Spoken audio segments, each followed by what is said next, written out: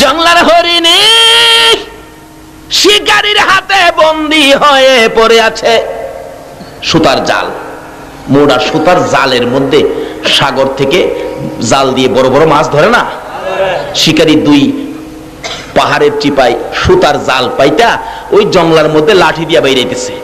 লাঠির বাড়ির আওয়াজ শুনে হরিণ তো একটা দুই পাহাড়ের মাঝখান দিয়া দৌড় দিয়ে গিয়া সুতার জালে আটকিছে। যত নড়াচুরি করে ততই জাল পেছায়।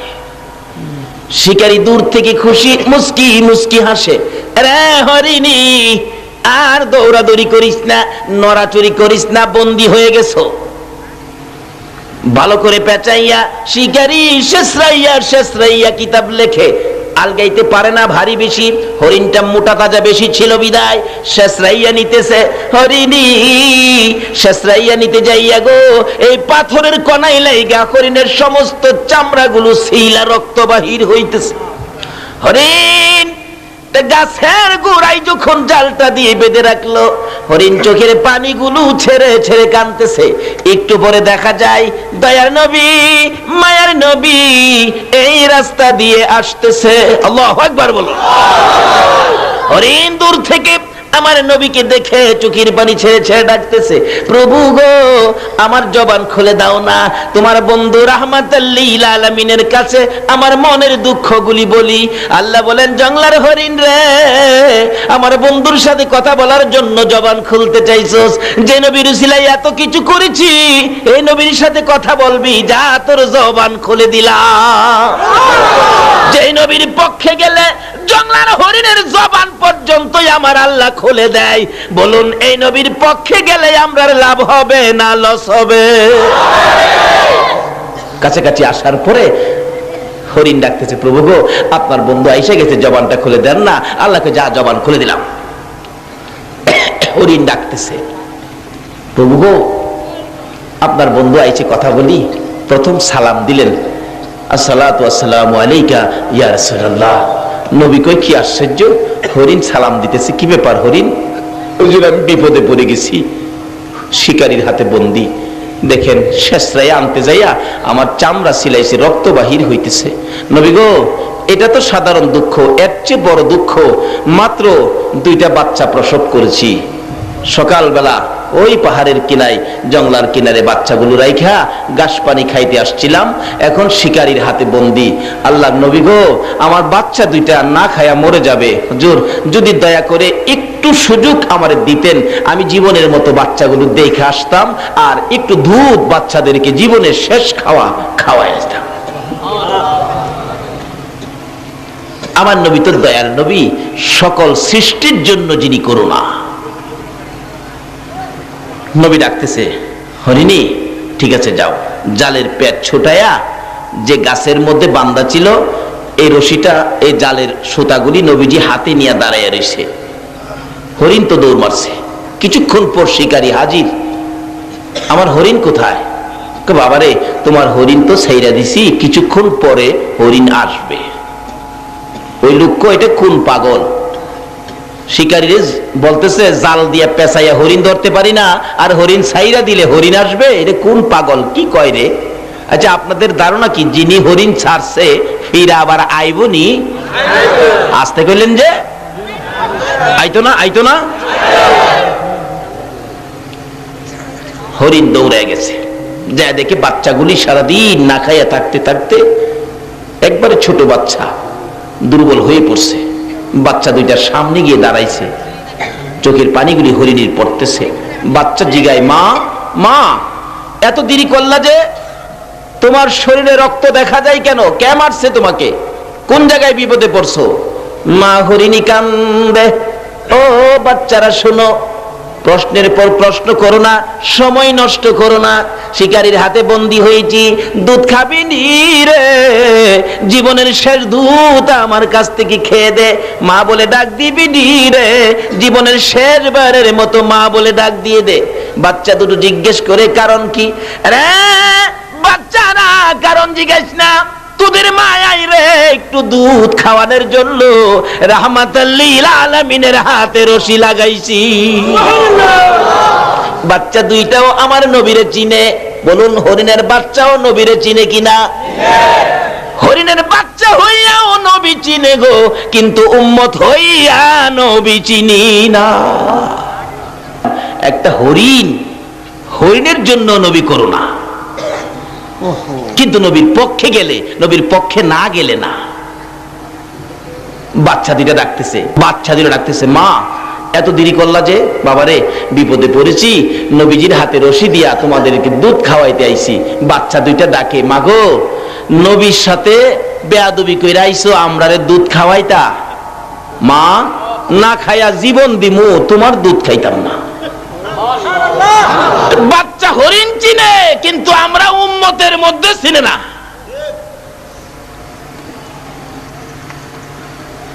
বাচ্চা দুইটা এখন উল্টা কাঁদতেছে, মা গো তোমার দুধ খাবো না। যেই নবী না হইলে জগৎ হইতো না, এই নবীর সাথে বেয়াদবি করেছো, তোমার মতো মায়ের দুধ জীবন যাবে, আমরা খাবো না। বাবারে তুই কি করবি? মা চলো যাই, নবীর সামনে যাই, নবীর একটু দেখবো, নবীর কাছ থেকে বেয়াদবির ক্ষমা নিব, তারপরে আমরা তোমার দুধ খাবো। তো চলো যাইতেছে। এই দিক দিয়ে শিকারী বলেন, কি ব্যাপার, আমার হরিণ কই? বাবারে একটু থাকো, অপেক্ষায় থাকো, কিছুক্ষণ পরে হরিণ ফিরে আসবে। আশ্চর্যের কথা, হরিণ ছাড়লে আবার ফিরে আসে নাকি? আরে আসবে, না আসা পর্যন্ত আমি এখানে আসি, তুমি চিন্তা করো না। এটা যদি না আসে আমি আরেকটা ধইরা আমি তোমারে দিব। নবী ডাক দিলে হরিণ আইবনি? কয় না দি।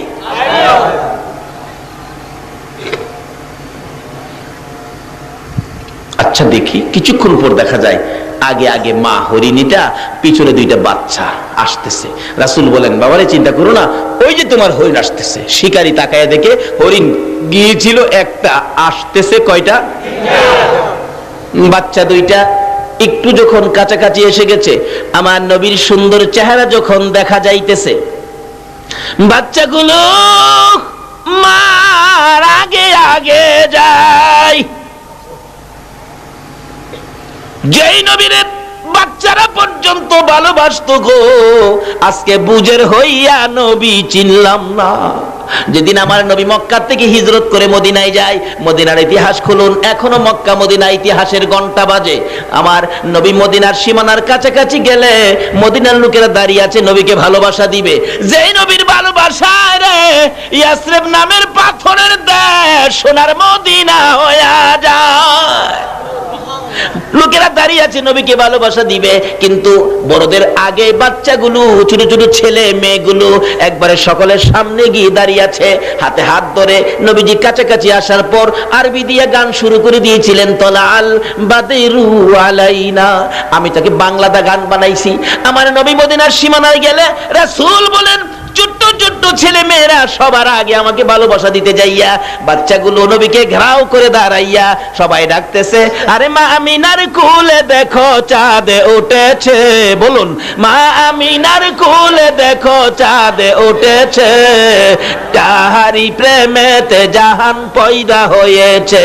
হায়রে যাহারি প্রেমেতে জাহান পয়দা হয়েছে। আমার নবী বলেন, আরে কচি কচি বাচ্চা ছেলে মেয়েরা, সত্যি কি তোমরা আমাকে ভালোবাসবি?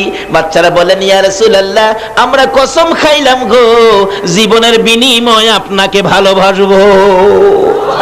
রাসূল বলেন, প্রভু গো, বাচ্চারা বলে জীবনের বিনিময়ে আমাকে ভালোবাসবে, আমিও কথা দিলাম এই দেশের মানুষকে ভালোবাসবো। আমার আল্লাহ বলেন, বন্ধু তোমার ভালোবাসার কারণে ইয়াসরিব নামের পাথরের দেশ আমি আল্লাহ সোনার মদিনা বানাইয়া দিলাম। যে নবীর ভালোবাসায়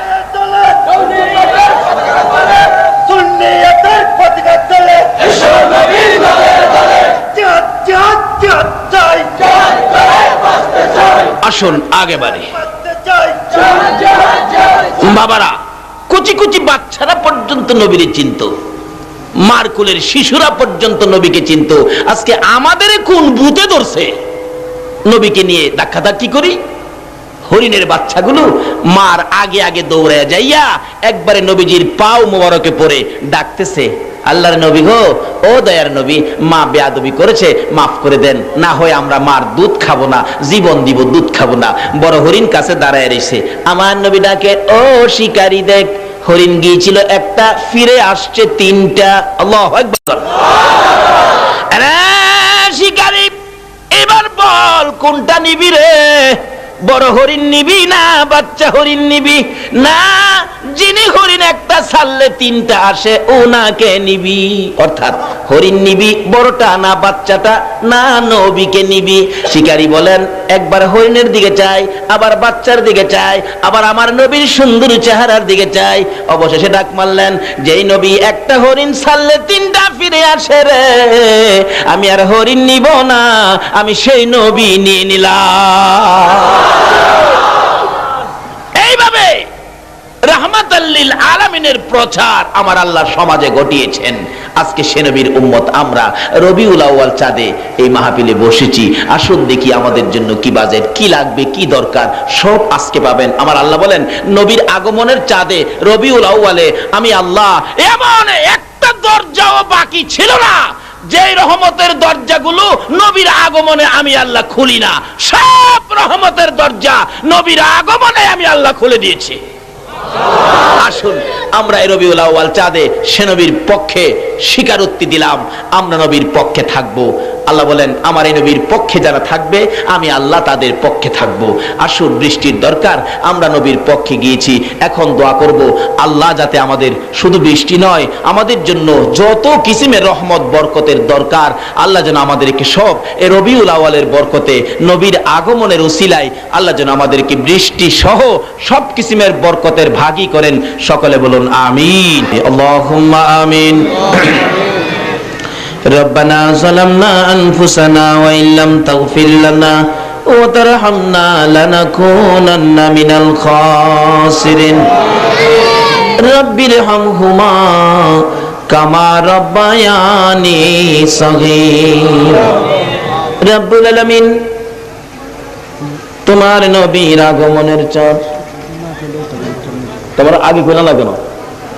আমি যে বারবার বলতেছি আমি দোয়া করতেছি, এর আগে আমার বলা উচিত ছিল না, দোয়াটা পরে তাবারুকের ব্যবস্থা আছে, তাবারুক দিয়ে দেন। না লানাকুনান্না মিনাল খাসিরিন রাব্বিরহামহুমা কামা রাব্বায়ানি সগীরা। রব্বুল আলামিন জান্নাতের বাগানে বসে জান্নাতি মেহমান লইয়া, আমি গুনাহগার তোমার নবীর আশিক পাগল লইয়া, যেই নবী না হইলে জগৎ হইতো না, আরশ কুরসি লৌহ কলম হইতো না, ওই নবীর আগমনের চাঁদ রবিউল আউয়ালে আমরা হাত বাড়াইছি। একবারে খালি হাত বাড়াই নাই, প্রভু গো তুমি যার উপর ফেরেশতাদেরকে নিয়ে দরুদ সালাম প্রেরণ করো, যাকে ইমানদার বলে ডাক দিয়েছো, ইমানদার লইয়া দরুদ সালাম মদিনা পাঠাইছি। আমাদের দরুদ সালাম গুলো পাখির মতো উড়াইয়া উড়াইয়া দয়ার নবী মায়ার নবী রওজা আতহারে পৌঁছাইয়া দাও। মাবুদ, ইহাকে উসিলা করে রবিউল আউয়াল চাঁদ উসিলা করে নবীর আগমন উসিলা করে আজকের মাহফিলে আমরা যারা হাত বাড়াইছি, মাবুদ রে আমাদের সকলের জীবনের গুনাহগুলো ক্ষমা করে দাও। মাবুদ, জীবনে কত গুনাহ করেছি, তুমি যদি গুনার হিসাব জিগাও আমরা কেউ হিসাব দিতে পারবো না। শুধু শুধু লজ্জা পাবো গো, লজ্জা দিলে তোমার কি লাভ হবে গো আল্লাহ? কার জীবনে কত গুনাহ হিসাব জিগাইও না, কে নেককার কে গুনাহগার কাউরে কিছু কইও না, কে মেয়ে কে পুরুষ, আজকের জন্য কে নামাজি কে বেনামাজি কাউরে কিছু জিগাইও না। এই মাহফিলের খাতিরে নবীর আগমনের উসিলায় আমাদের তামাম জিন্দেগীর গুনাহগুলো ক্ষমা করে দাও। মাবুদ, ক্ষমা চাইলাম জীবনের গুনাহ, ক্ষমা করছো নিগো আল্লাহ। ডাকবেন না আল্লাহ, ইয়া আল্লাহ, জীবনের গুনাহ ক্ষমা করছো নি। মাবুদ রে, ক্ষমা যদি না করো কবে জানি মৌতের চিঠি দিয়া আজরাইল পাঠাইয়া দাও, কবে জানি বড় বাড়ি বড় ঘর সুন্দর বিছানার থেকে চারজনে দৌড়ে দৌড়ে টাইনা টাইনা বাহির করবে, উঠানের কিনারে পর্দা টানাবে। ও মাহবুব, বড়ি পাতার গরম পানি করবে, নাকে কানে তুলা লাগাবে রে, উত্তর দিকে মাথা দিয়ে শুয়াবে, জীবনের শেষ গোসল করাইয়া সাদা কাফন পরাইয়া উঠানের মাঝখানে রেখে দিবে। আদুরের সন্তানেরা ঘরের বারিন্দায় দাঁড়ায়া দাঁড়ায়া ডাকবে, বাবা সাদা কাফন পরে কই যাইবা গো। আদুরের স্ত্রী ঘরের ভিতর যাইয়া বিছানাটার পাশে দাঁড়াইয়া ডাকবে, স্বামী গো এই বিছানা খালি করে কই রওনা হয়েছ? মাবুদ, ওই দিন আসার আগে মাহফিলে বসে জীবনের গুনাহ ক্ষমা চাইলাম, তোমার নবীর আগমনের উসিলায় তামাম জিন্দেগীর গুনাহগুলো ক্ষমা করে দাও। মাবুদ, জীবনের গুনাহ ক্ষমার আসার দরখাস্তের পর আর একটা দরখাস্ত করি, তুমি কিন্তু রাগ হইও না। এতগুলো মানুষ রাত্র 2টা পর্যন্ত বসে আছে, আমি জানি না রে কার মনে কি ব্যথা, আমি জানি না কার মনে কি দুঃখ, আমি জানি না রে কার মনে কি আগুন। মাবুদ, একটু সময় দিয়ে যদি কাছাকাছি যাইয়া জিজ্ঞেস করতাম, সকলেই একটা না একটা দুঃখ বলতো। হয়তো কেউ কেউ বলতো, হুজুর আমার মা নাই গো, কেউ কেউ বলতো হুজুর আমার বাবা নাই, আবার কেউ কেউ বলতো হুজুর গো আমার মাও নাই বাবাও নাই। মাবুদ, মায়ের অভাবী বাবার অভাবী হইয়া যারা হাত বাড়াইছে রে আল্লাহ, এই মুহূর্তে ওই সকল মা বাবার কবর জান্নাতের বাগান বানাইয়া দাও। মাবুদ, মা বাবা যারা দুনিয়াতে আছে হায়াত বাড়াইয়া দাও। মা বাবা কেমন জিনিস বুঝার তৌফিক ছেলে মেয়েদেরকে দান করে দাও। আল্লাহ, দাদা দাদি নানা নানি শ্বশুর শাশুড়ি আলিয়া আওলাদ বংশধর মই মুরব্বী পাড়া প্রতিবেশী খানদানবাসী মহব্বতী, খাস করে এলাকার জমিনের নিচে যত মোমেন মোমেনাত ঘুমিয়ে আছে সকলের কবর জান্নাতের বাগান বানাইয়া দাও। মাবুদ, আজকের মাহফিলে নবীর আগমনের চাঁদে পবিত্র ঈদে মিলাদুন নবীতে যারা বসে আছে গো, এত রাত পর্যন্ত যারা কষ্ট করেছে গো আল্লাহ, সকলকে তুমি আফত বিপদ আযাব গজব অ্যাক্সিডেন্ট বালা মুসিবত শয়তানের শয়তানি দুশমনের দুশমনি হইতে বাঁচাইয়া রহমত বরকত শান্তি দ্বারা ভরপুর করে দাও গো আল্লাহ। মাবুদ, আমাদের মধ্যে যারা অভাবী অভাব দূর করে দাও, আমাদের মধ্যে যারা বিমারি বিমার শেফা করে দাও। হসপিটালে যাইতে হবে এমন রোগ কাউকে দিও না গো আল্লাহ। আমাদের মধ্যে যারা ঋণগ্রস্ত আছে ঋণ থেকে উদ্ধার করে দাও। আমাদের মধ্যে যারা নামাজি নামাজ কবুল করে লও, যারা নামাজ পড়ে না নামাজের বুঝ দান করে দাও। যারা মদিনা যাওয়ার পাগল পাখির মতো উড়াইয়া মদিনা লইয়া যাও গো আল্লাহ। হাইরে সোনার মদিনা, মদিনা গেলে রে কলিজা মানে না। 2001-এ যখন হজে গিয়েছিলাম, আগে মদিনায় নিয়ে গেছে। মদিনার সীমানায় ঢোকার আগে মুআল্লিম সাহেব বলতেছেন, হাজী সাহেবরা দুরূদ শরীফ পড়ো, আমরা কিছুক্ষণের মধ্যে সোনার মদিনায় ঢুকে যাব। ঢুকে গেলাম সোনার মদিনা, শরীরটা শান্ত হয়ে গেছে। আর একটু যাওয়ার পরে ড্রাইভার সাহেব বলতেছেন, মুআল্লিম সাহেব বাসের সকল জানালা বন্ধ করে দেন। মুআল্লিম সাহেব বলেন, আপনারা দুরূদ শরীফ পড়েন, জানালাগুলি বন্ধ করতেছি। জিজ্ঞেস করলাম, ও মুআল্লিম সাহেব বাসের জানালা কেন বন্ধ করো গো? মুআল্লিম বলেন, হুজুর আর একটু সামনে গেলে সবুজ রঙের গম্বুজ দেখা যায়। জানালা যদি বন্ধ না করি, আমাদের বাংলাদেশের কিছু আশেক আছে নবীর সবুজ রঙের গম্বুজ দেখলে গো ইয়া রাসূলুল্লাহ বলে জাপ মাইরা জমিনে পইরা যায়। সেই জন্য জানালাগুলি বন্ধ করে দিলাম। এই মদিনা না দেখাইয়া এই মাহফিলের কাউকে তুমি সাদা কাফন গায়ে লাগাইও না। এ আল্লাহ, খাস করে আমাদের মধ্যে যারা ব্যবসা করে ব্যবসায় বরকত দাও, যারা চাকরি করে পদোন্নতি দান করে দাও, যারা সাগরে মাছ ধরে আল্লাহ বিপদ আপদ থেকে বাঁচাইয়া রাখো। মাবুদ, মাবুদ রে, যারা গৃহস্থী করে জমির ফসলে বরকত দাও, যারা চাকরি করে পদোন্নতি দান করে দাও, যারা লেখাপড়া করে লেখাপড়ায় বরকত দাও, যারা পরীক্ষা দিয়েছে কামিয়াবি দান করে দাও। মাবুদ, মাবুদ রে, ছাত্র সেনার ভাইদেরকে তোমার কুদরতি হাতে আমানত করলাম, তুমি কবুল করে লও গো আল্লাহ। ইয়া আল্লাহ, খাস করে আজকের মাহফিল তোমার কুদরতি হাতে রেখে গেলাম, কিয়ামত পর্যন্ত এই মাহফিল তুমি কায়েম রাখো গো আল্লাহ। ইয়া আল্লাহ, খাস করে এই মাহফিলকে যারা সাহায্য সহযোগিতা করেছে, বুদ্ধি পরামর্শ দিয়েছে, দূর দূরান্ত থেকে মাহফিলে এসে শরীক হয়েছে, সকলকে তুমি কাল কিয়ামতে নবীর গুদারায় উঠাইয়া ফুলসিরাতের ফুল পার করে দিও গো আল্লাহ। তোমার নবী যেই জান্নাতে থাকবে গো, এই জান্নাতের পাশের জান্নাতি বানাইয়া দিও গো আল্লাহ। মাবুদ, অনেকের ছোট্ট ছোট্ট ছেলে মেয়ে আছে, ছেলে মেয়েদেরকে হায়াত বাড়াইয়া দাও, অকালে মৃত্যু দিও না, মা বাবার কলিজায় আগুন জ্বালাইও না, ছেলে মেয়েদের মুখে এতিমের দাগ লাগাইও না, ছেলে মেয়েদের মা বাবার হায়াত বাড়াইয়া দাও। মাবুদ, অনেকের ছেলেরা ভাইয়েরা বিদেশ থাকে, সহি সালামতে রাখো, রুজি রোজগারে বরকত দাও, যারা বিদেশ যাবে চেষ্টা করতেছে তাদের মনের আশা পুরা করে দাও গো আল্লাহ।